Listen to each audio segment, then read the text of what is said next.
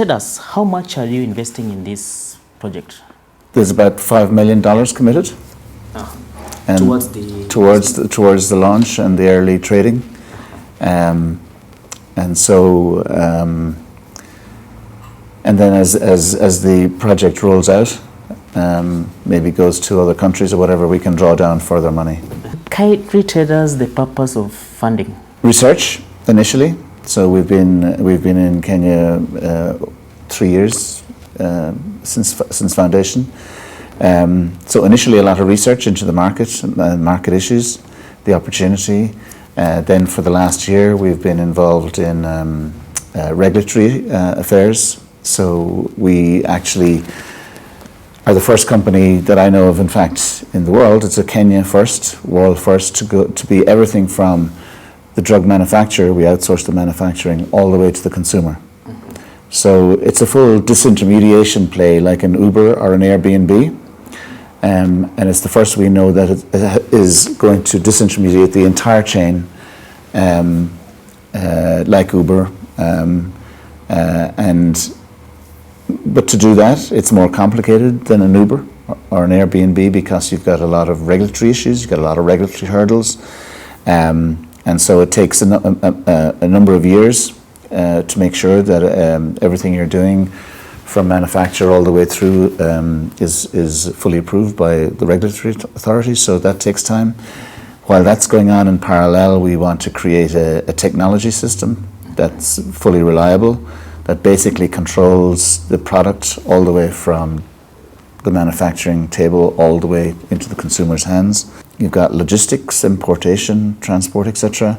You've got warehousing, you've got delivery mechanisms, you've got authentication, which is key. A customer can authenticate every product that they pick up. You've got interaction with pharmacies, with doctors. So it's a significant exercise. But we're attempting to do it to the highest standard and to try and make sure we give the highest consumer experience at the end. The broad investment climate and appeal in East Africa, what about it, especially considering that Kenyan market has been so evolving in terms of technological advancement? What really attracted you into the Kenyan market in particular? Well, Kenya sort of chose itself, actually. I mean, I have had interests in Europe, and I have a significant healthcare interest in the US, in and around sensor technology, and that's a good place to develop sensor technology, because there's a lot of significant companies in the US and Silicon Valley, etc., that are involved.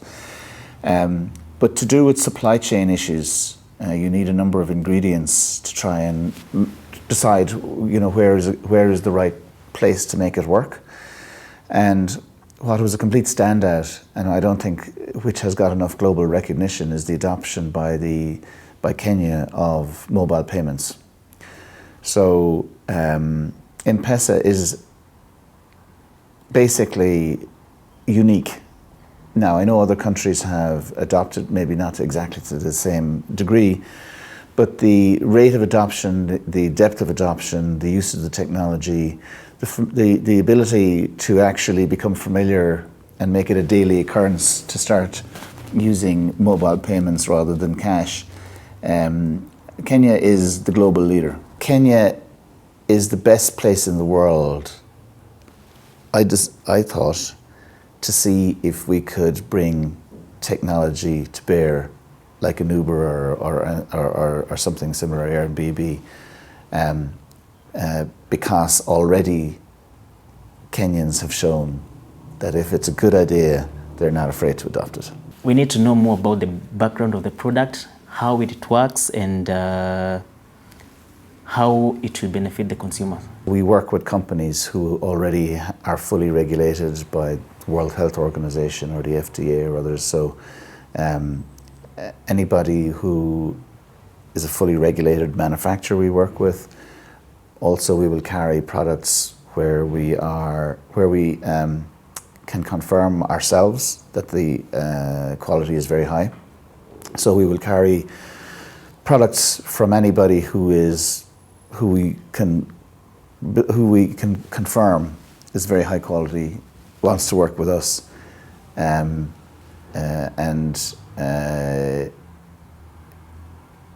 at the moment we have a number of the major pharmaceutical companies who want to work with us. We have a number of the major manufacturers who we will create our own Mydawa products as like an own brand product. Do you have future plans, for instance, expansions, mergers and acquisition? You know, it's sensible to take a practical approach to the rollout.